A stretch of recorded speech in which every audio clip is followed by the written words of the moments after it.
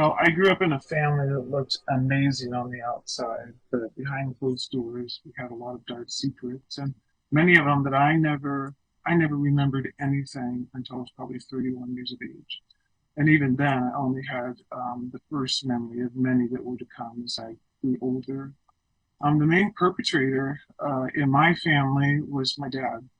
Um, uh, Moving through the experience, I began to realize later on, as I was getting healthier, that my mom had to have been also involved in ritual abuse when she was a child. But she would have never been a perpetrator in this, but at the same time, she was controlled, dissociated as well, probably, and was not really able to protect us or see the need to protect me. I recovered memories from birth until 18, and then I was reaccessed by my dad one time when he came to visit my husband and I at the age of 32.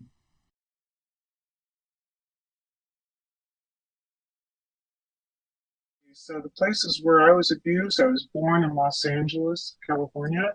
And when we were in the city, it often happened. I remember specifically a three-bedroom sort of ranch style home that these rituals would take place in. And then there were times where we were driven out of town, uh, probably someplace northwest of Northridge, where things happened in caves.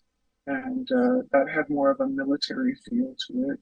And those are the places that I recall. And then we moved to Alaska when I was in elementary school, early elementary school. And my dad was targeted and brought into another um, satanic ritual abuse group. And so when rituals happen in this context in Anchorage, Alaska, it happened in Anchorage and sometimes in homes. And some of my first memories were in much larger groups that were happening in the summertime in secluded wooded areas where people would drive for hours to get there down dirt roads. And sometimes they were on Indian reservations. And I always had a sense that later on, as I was processing stuff, I really had this sense that there was a sort of uneasy truce between the coven leaders and the locations they used on reservation. It was a truce, an agreement that their children would never be targeted. I think the important thing is to consider what types of rituals. If you The Satanic Ritual Coven has a calendar of events that they celebrate all throughout the year. And so certain rituals, the main rituals I was a part of, if they were sexual rituals, particularly sexual rituals like the Bride of Satan, for example, then I was the target. I was the one that they were abusing during the ritual itself. And they were sexual in nature. And then always after any kind of ritual, there was kind of a sexual free for all, like an orgy, and I had to be used in those situations. Some of the rituals were, when they were sexual in nature, they would only have certain people of the right hierarchy, and everybody else had to watch. And then it was also important in a sexual ritual that they were looking to see if you could control yourself, especially the men wouldn't have an erection until afterwards, and that showed discipline and certain things. Then, of course, after that, it was open to whatever they wanted. The other nature of the rituals is if you looked at consistency, there was the ritual itself, whichever was required for that particular date in the calendar, and then there was the sexual free for all. And if it was a ritual that did not include sexual stuff, then I was sequestered. But if it did, I was the target. And then the big free for all. And then there was often cannibalism as well. Not always, but cannibalism, sometimes forcing us to eat feces or be urinated on. It was very disgusting and frightening. When I think about the people that are a part of this, these are not people that are blue collar or low on the economic scale. These are people of reputation. They're people that are educated. They're judges. They're lawyers. They're doctors. They're morticians. They're people who work in a hospital that can do all kinds of medical issues.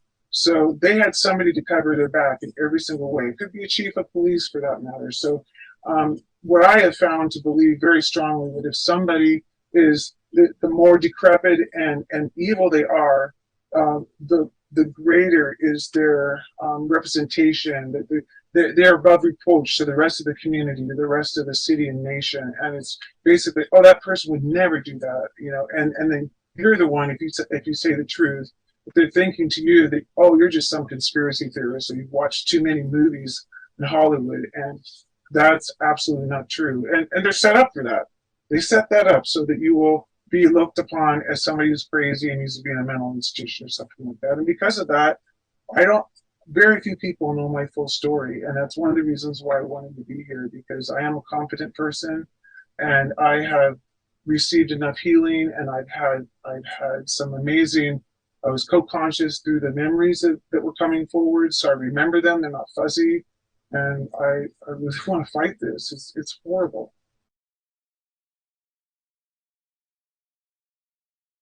This is not hard at all. I mean, if you're a child like me at 5 or 6 years old, and you're at a ritual, and you're watching another child the same age refuse to be, please don't do that, and fighting against whatever they want to do, and then that child is killed in front of you, what are you going to do?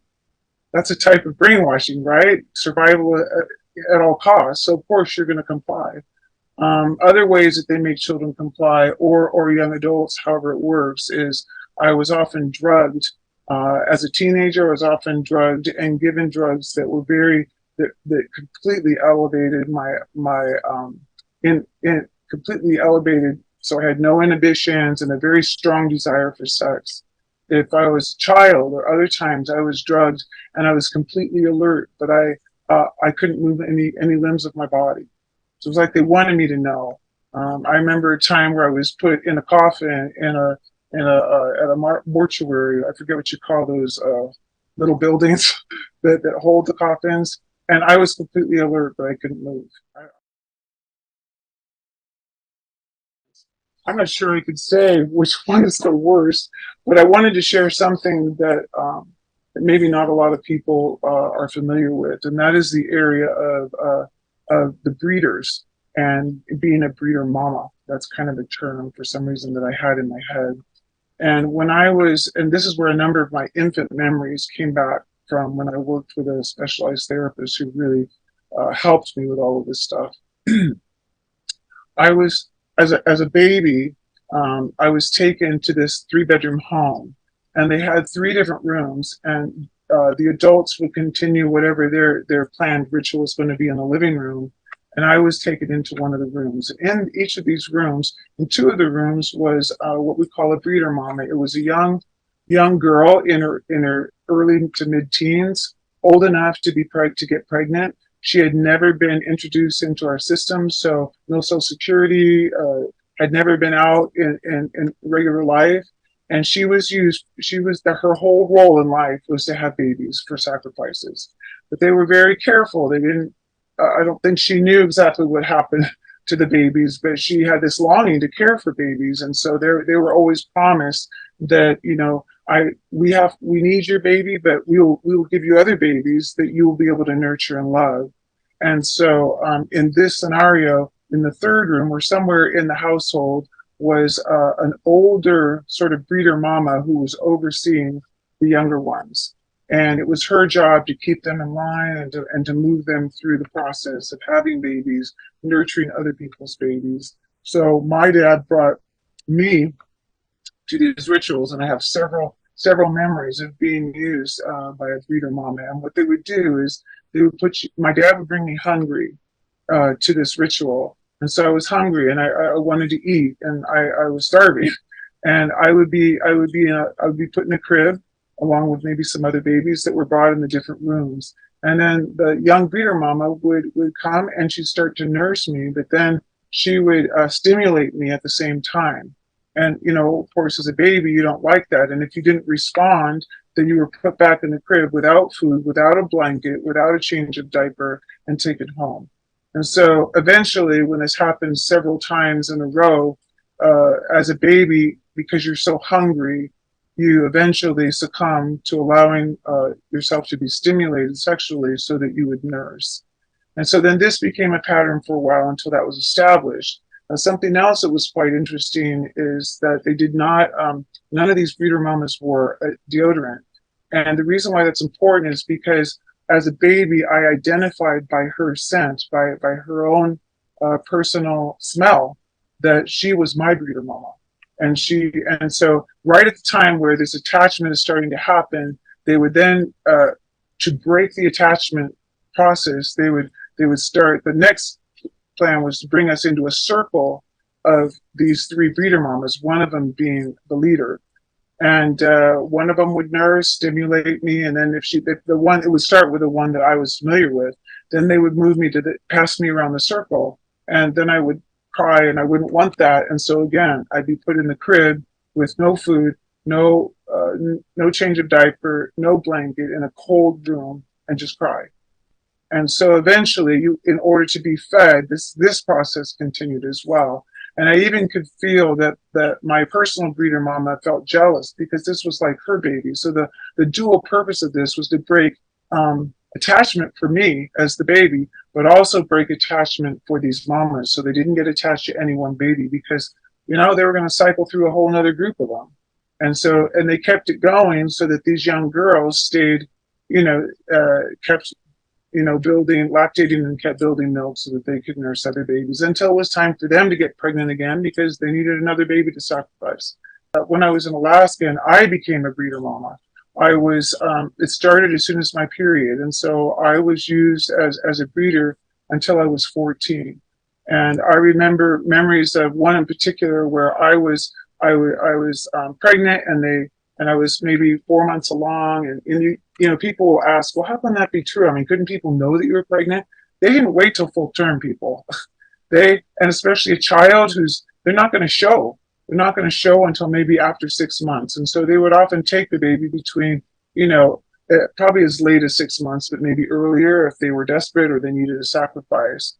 And so in one memory in particular, I was pregnant, and I was in the picture. I was in a military hospital in Alaska outside of Anchorage, and I remember that I was pregnant, and they said, well, we need to check you out and see if you're okay. There was a medical doctor, and they're saying, oh no, the baby's not going to make it. And so I was kind of put under, and I couldn't see what was going on. I was crying. I was asking, is the baby going to be okay? And they said, oh, I'm so sorry, we lost the baby. And then 3 or 4 months later, get this, 3 or 4 months later, we're at this regular secluded wooded area that we went camping to all those years, every year. And when I went to a ritual that my dad, that I was programmed to go to, my dad was not there, but these other people who were more high up said, well, let's walk up and let's go to this lookout. And at the top, in this place at the top of the hill where two rivers come together, which is supposed to be a standard place where they meet. I was looking out over, and somebody was carrying a baby, and and I thought, oh, that's so nice, and they let me hold the baby, and as we were walking up, and I thought, oh, this is really cool. And we walked up and we were looking out, and just looking at the scenery, and the head of the coven, which I didn't really recognize that at that time, because the head of the coven and his wife also intentionally became our best friends. So I just saw him as somebody I knew and respected. And he was a lawyer, by the way. And so, just what I'm talking about, upper class, well educated. And so we were kind of looking out over the cliff, and he said, well, let's, can you see down below? Let's step a little closer. And I said, well, I'm feeling uncomfortable because I have the baby. And he says, well, I'll hold the baby for a minute. So we both stepped forward, and then he dropped the baby and let the baby fall as a sacrifice.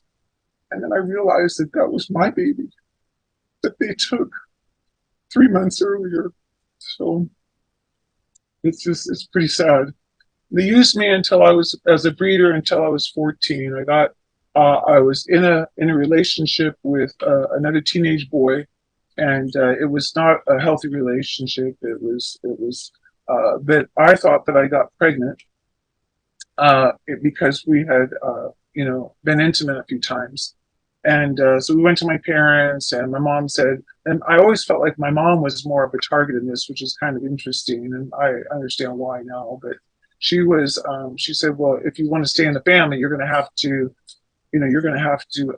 have an abortion.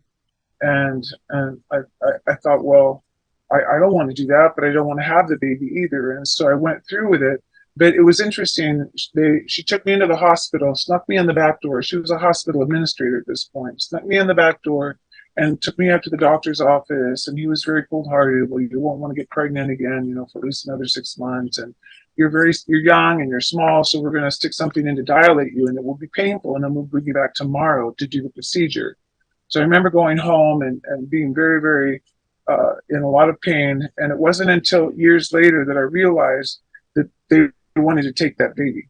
And so they ended up, what happened is he was dilating me in order to take the baby that night in a ritual, which I didn't remember, of course, at the time. They took the baby. Then my mom brought me back the next day through the front door, up in the normal way, into the office. I checked in. And then she never even stayed with me. I had this abortion, a bogus abortion, because they'd already taken the baby just to cover the tracks. I would say, people, wake up. This is real. If you heard me talking, I'm competent. I know what I'm talking about. I've walked through this, and I help other people walk through this as well. And this is not a make believe. This is not too many movies. This is not, I read too many Robert Ludlum novels. This is real, and this happens.